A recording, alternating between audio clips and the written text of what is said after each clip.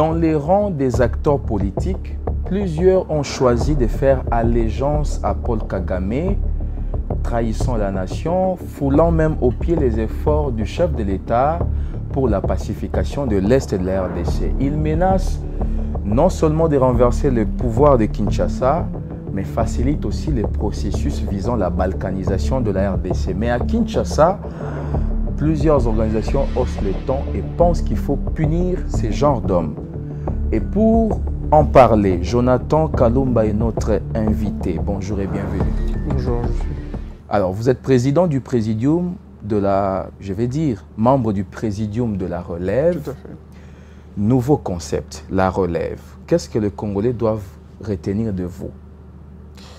La relève est une dynamique extra-parlementaire composée de plusieurs acteurs politiques, des personnalités politiques, ainsi que certaines personnalités qui avaient concouru lors des échéances électorales de 2023 et qui n'ont pas été bien heureusement acceptées ou peut-être proclamées, si je peux le dire. Mais alors, dans cet élan de toujours actionner notre ambition à soutenir la nation au travers de différentes initiatives parlementaires, législatives. Alors nous sommes rassemblés, nous sommes mis autour d'une table pour discuter de certaines questions qui soulèvent un peu l'attention de la nation et voir dans quelle mesure du possible nous pourrons initier certaines propositions de réforme ainsi que certaines qui vont aller dans le sens de la révision de la Constitution. Donc, on peut comprendre par cette initiative une organisation des circonstances. C'est une organisation des faits, une organisation des circonstances, justement pour essayer d'appuyer les actions du président de la République dans sa gouvernance pour ce quinquennat. Opposition, majorité, société civile ou carrément les membres de l'Union sacrée? Nous sommes un courant politique dont la majorité, même pas la majorité, donc l'ensemble de ce courant politique provient de l'Union sacrée. Bon, je dirais la majorité, il y a certains qui viennent de la société civile, qui se sont un tout petit peu annexés aux idéaux que nous poursuivons, toujours dans le sens d'accompagner le chef de l'État dans sa démarche à faire développer la nation. Pourquoi vous ne parlez pas carrément des candidats malheureux? Non, parce que je n'estime pas que c'est une candidature malheureuse. Je n'estime pas que le résultat... Cet adjectif-là vous rend mal à l'aise. Non, mais il faut que ça nous rende mal à l'aise parce que moi, j'estime que la majorité des jeunes qui ont concouru à ce processus électoral n'ont pas démérité. Nous avions vu plusieurs jeunes qui ont participé à ce processus, qui ont obtenu de scores très importants et qui a été aussi bénéfique pour la réélection du président de la République. Donc je trouve que c'est quand même louable et source de motivation pour toutes ces personnes qui ont participé dans ce sens. Et aussi, il faudrait comprendre que nous sommes dans un système politique où certaines lois politiques ne favorisent vraiment pas certaines personnes, au-delà peut-être de leurs idées, à pouvoir avoir facilement accès aux institutions législatives de la République. Mais à travers carrément cette politique où le système de seuil favorise plus l'impact de certaines formations politiques dans un élan de concurrence ou peut-être d'imposition en termes de force politique, je pense que ces jeunes qui ont concouru ont quand même bénéficié aussi à ce que ces partis, ces formations politiques puissent atteindre le seuil au travers de ces efforts qui ont été fournis sur terrain pour faire réélire le président. Alors, lors de votre, je ne sais pas si c'était la sortie officielle, lors d'un point de presse, vous avez encouragé le chef de l'État à décourager le cumul des fonctions. Or, lors de sa sortie médiatique, le chef de l'État a présenté une posture de celui qui s'oppose à votre démarche, en maintenant en fonction ces ministres démissionnaires. C'est un mauvais départ pour un premier appel à l'endroit du chef de l'État? Je n'irai pas dans le sens pour dire que le président de la République s'est opposé à la démarche de la relève sur le cumul de fonctions. Je pense juste qu'il y a eu une situation assez particulière qui a nécessité l'attention du président de la République dans ce sens. Parce qu'aujourd'hui, nous faisons face à une réalité assez particulière avec la situation de la guerre de l'Est, avec plusieurs affaires courantes qui nécessitent vraiment l'attention de l'État et une expertise aussi efficace, notamment aussi sur ce qui est des expéditions des affaires courantes. Donc j'estime qu'il était important pour le président de la République de maintenir une posture pour essayer de toujours garder l'harmonie des institutions d'État. Alors, lorsque nous avons les animateurs des institutions qui, les matins, sont au bureau, au niveau de l'immeuble du gouvernement, à midi, ils doivent aller à l'Assemblée nationale, le soir à la CENI pour déposer leur candidature, et alors qu'il y a une jurisprudence qui existe, par exemple à l'époque des Mozito, qui s'est fait remplacer par Louis Koya-Diallo. Je n'irai pas dans le sens... La jurisprudence est source de droit. Certes, la jurisprudence est source de droit, mais je n'irai pas dans le sens de vouloir interpréter cet intérim, parce que j'en ai eu quand même, en termes de... J'ai consulté quelques experts dans ces genres d'affaires juridiques.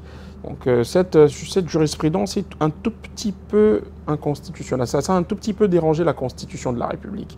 Donc je n'estime pas que c'est une source du droit qui doit carrément nous inspirer par rapport à ce qui s'était passé. Alors là, nous sommes dans une situation un peu plus particulière, comme je l'ai dit, où le président de la République a fait preuve d'un bon jugement pour garder et maintenir le bonne harmonie des institutions de la République. Donc je ne dirais pas que ça va à l'encontre de ce que nous poursuivons, mais justement, nous poursuivons dans un élan d'éthique, justement pour faire comprendre qu'il n'est pas nécessaire ou il n'est pas assez confortable de pouvoir avoir des acteurs politiques qui cumulent des fonctions d'État, justement, ce qui dérange aussi, qui fâche un peu vis-à-vis de la population qui est le grand contribuable de recettes de l'État. Mais dans la situation actuelle, vous pensez comme les chefs de l'État qu'il n'y a pas violation de la Constitution? Non, il n'y a pas violation de la Constitution parce que normalement, il y a un vide constitutionnel sur ce qui est de l'intérim du Premier ministre. Donc, je pense que ce sont des avis collectés de certains juristes. Donc, face à cet aspect, je pense que le président de la République a fait un choix judicieux ou a pris une initiative qui va carrément dans le sens de la Constitution. Alors, que faire pour le combler, ce vide, selon vous? Non, mais nous allons, en tant que relève, travailler sur une proposition de loi dans ce sens pour voir comment essayer de mettre en avant une disposition constitutionnelle justement pour ne plus tomber à ce genre de situation qui un tout petit peu dérange aussi l'harmonie des institutions. Très bien.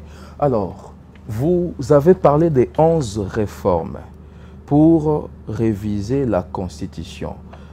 À part les cumuls des fonctions, vous parlez de la déchéance de la nationalité pour ceux qui font preuve de trahison à la nation. On cite par exemple Corneille Nangaa et l'autre, un ancien du MLC, ancien porte-parole. Pour commencer, qu'est-ce qui vous fait dire qu'ils ont trahi la nation? Déjà, j'aimerais donner une petite orientation sur la question que vous venez d'aborder, sur notre proposition de loi concernant la déchéance de la nationalité. Donc, il est à retenir ici que cette loi n'implique pas nécessairement tous les fils de la nation. Donc, c'est une loi qui sera encadrée par certains préalables, certains prérequis, justement pour ne pas fâcher aussi l'esprit de certaines lois fondamentales. D'abord, pour vous aider, ça sera une proposition ou un projet de loi? C'est une proposition de loi. Très bien, c'est une proposition de loi que nous sommes en train de mettre en avant justement, qui peut faire objet de plusieurs études approfondies et voir dans quelle mesure elle peut être applicable justement pour dissuader certains dissidents. Parce que nous faisons face à un problème. Aujourd'hui, la RDC, je crois depuis 1974 ou 71, on n'a pas eu un recensement dans ce sens dans le pays. Et alors, la plupart des Congolais ne connaissent pas, ou ne savent pas vraiment qui est Congolais et qui ne l'est pas. Donc nous devons déjà partir par cet élan d'un recensement général de la population congolaise et voir dans quelle mesure nous saurons définir qui sont Congolais d'origine, qui sont Congolais par naturalisation et qui sont Congolais d'acquisition individuelle. Donc ce sont ces différentes catégories sur lesquelles nous allons reposer cette loi. Justement parce que nous ne pouvons pas faire appliquer cette loi pour les Congolais ayant une nationalité d'origine. Nous allons directement fâcher l'esprit du droit universel sur la patrie. Donc, où sur les dispositions de l'article 15 du droit de l'homme, aucun individu ne doit être soustrait de sa nationalité au risque de perdre. Donc nous n'allons pas aller dans ce sens. Aussi, n'est pas aller aussi dans le sens d'effacer l'esprit de la Constitution dans son article 10 sur la nationalité congolaise. Donc nous essayons de bien veiller sur les prérequis et les préalables qui vont encadrer et entourer cette proposition de loi. Comment ? Mais justement, en mettant tous ces détails-là en harmonie et voir dans la mesure du possible comment le présenter pour que cette loi ne dérange pas la Constitution. Alors la question était, qu'est-ce qui vous fait dire que leur démarche constitue un acte de trahison? Donc c'était juste pour éclairer un peu la lanterne. Allez-y. Mais pour pallier à cette question, c'est que nous faisons face à des personnes, des individus qui ont choisi de s'allier à des mouvements qui ont été carrément désignés ou conjugués comme des mouvements terroristes. Le M23, qui est un mouvement terroriste. Et aujourd'hui, tout ce qu'ils sont en train de faire subir à la nation est passible de haute trahison. C'est un mouvement rebelle, un mouvement terroriste, un mouvement qui commet des actes contre la souveraineté de l'État.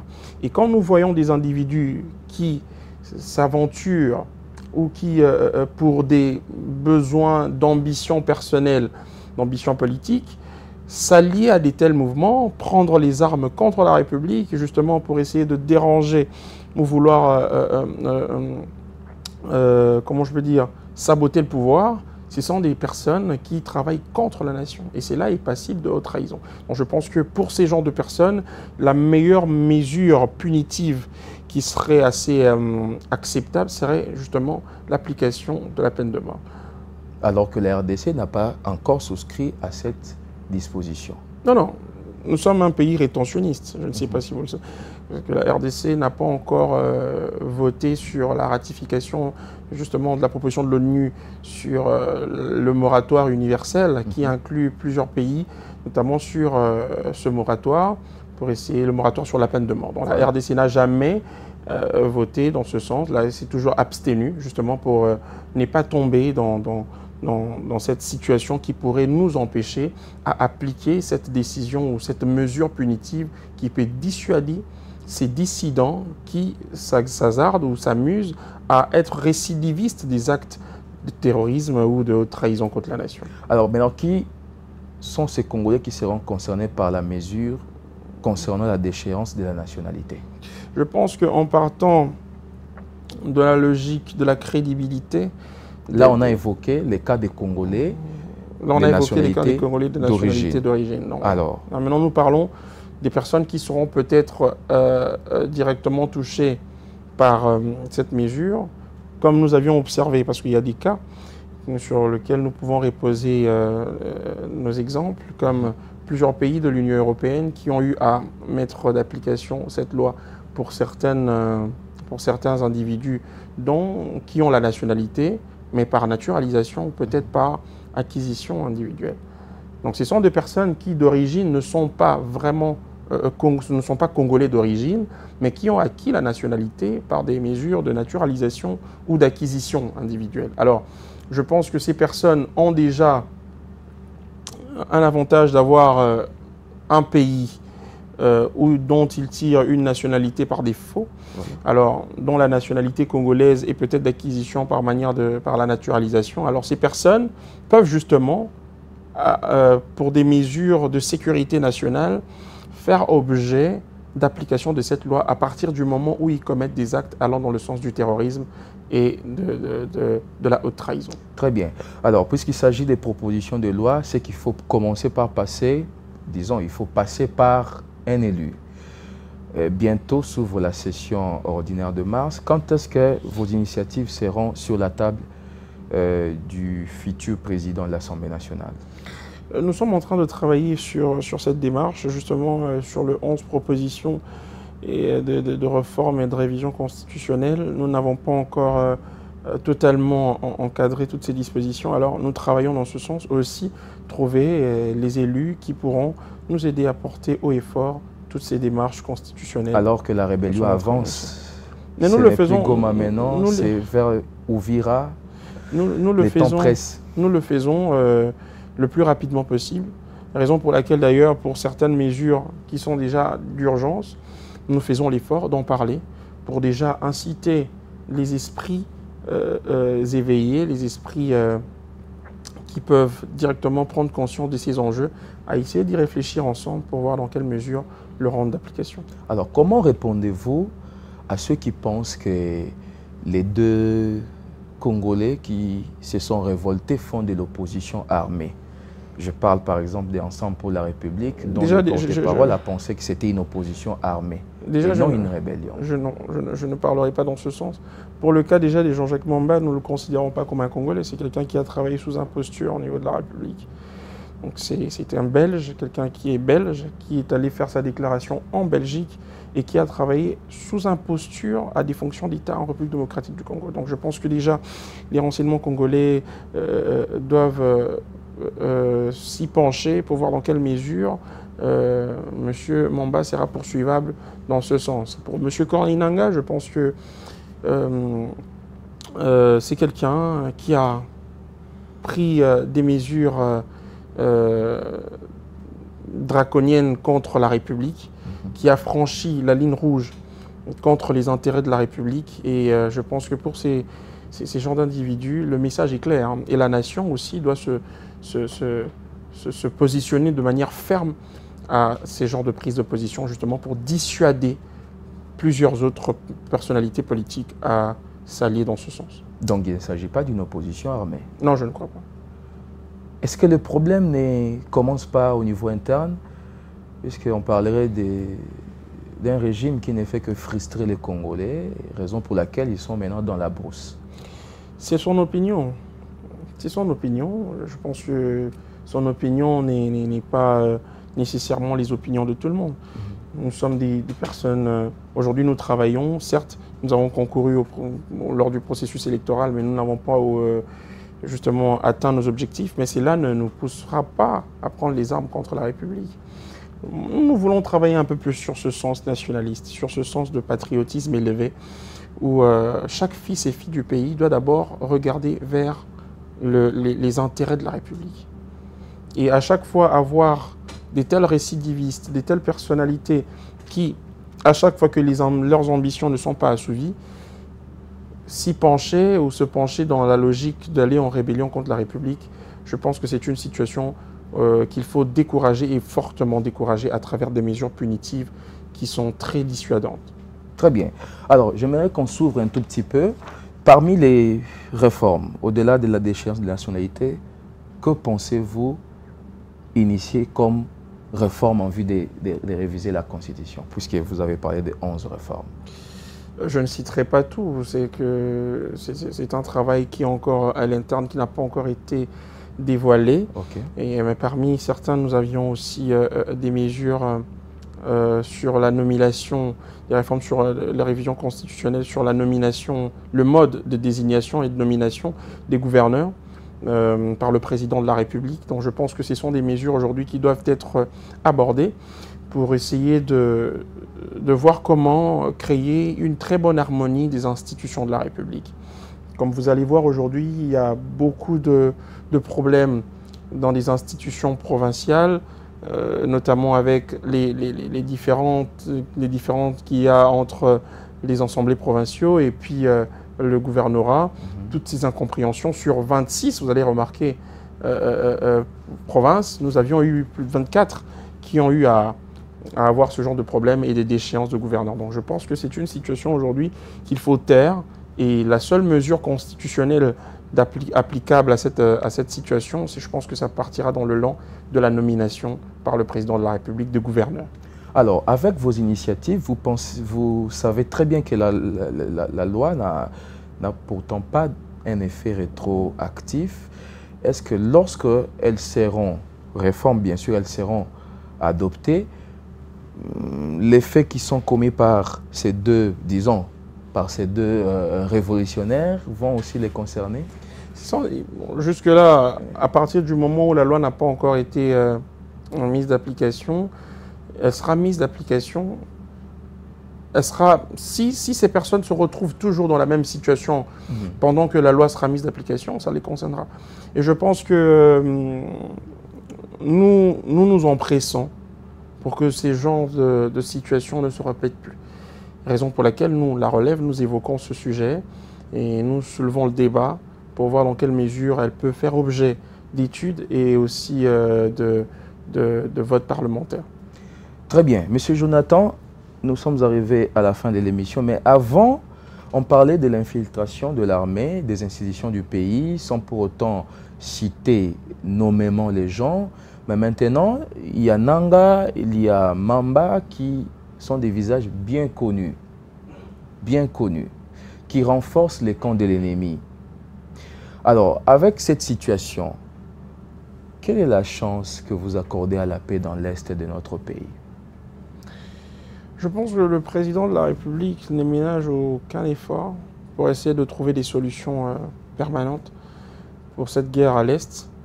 Et des efforts tant militaires que diplomatiques qui sont appliqués. Et je suis parmi ceux qui lui font confiance, qui font confiance à son jugement. Et je pense que les prochaines actions du gouvernement, avec le nouveau gouvernement qui sera mis sur pied, je pense que des mesures encore plus importantes et plus productives seront mises d'application et nous aurons peut-être ce résultat escompté. Parmi lesquels la guerre ou la négociation tout court? Nous verrons dans quels moyens nous allons employer les forces. Je pense que ça partira du jugement du président de la République compte tenu de l'évolution de la situation à l'Est du pays. Un mot, votre caméra est là, un mot pour la population de l'Est qui vous suit. Je suis de cœur avec cette population meurtrie. Nous vous soutenons. Nous sommes parmi les jeunes qui ne cessent de se battre pour soutenir les efforts qui sont fournis par le président de la République pour instaurer la paix dans cette partie du pays. Et donc, je nous demande d'être courageux, je nous demande d'être patriote, nationaliste et soutenir les efforts du président de la République pour enfin mettre fin à cette guerre qui nous décime depuis plusieurs années. Merci beaucoup, Jonathan Kalumba, membre du Présidium de la Relève. Merci d'avoir répondu à tout. Merci beaucoup, je suis le plaisir et partagé. Merci à vous également, Madame, Messieurs, de nous avoir suivis. Nous ne pouvons que souhaiter la paix pour les populations congolaises meurtries par les affres de guerre et la rébellion, l'agression, je vais dire, du Rwanda. Et à très bientôt.